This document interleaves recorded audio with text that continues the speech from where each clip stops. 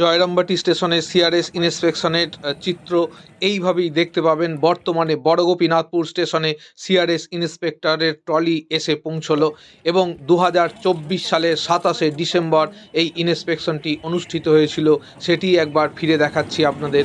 2 নম্বর platform এখনও ready হয়নি দেখুন এই মুহূর্তে, এবং ইন্সপেকশন টিমটি আসছে এবং বড় গোপীনাথপুর স্টেশন ইন্সপেকশন হচ্ছে এবং 2025 সালের মার্চ মাসে ইন্সপেকশন হবে এই বড় গোপীনাথপুর স্টেশন থেকে জয়রামবাটি স্টেশন পর্যন্ত, এবং সেই দিনও আপনাদের সামনে নিশ্চয়ই আমরা উপস্থাপিত করব এই দৃশ্য। অগ্রিম দৃশ্য আপনারা দেখে রাখুন, যেটি আগেই আমরা সম্প্রচার করেছিলাম বড় গোপীনাথপুর স্টেশনে।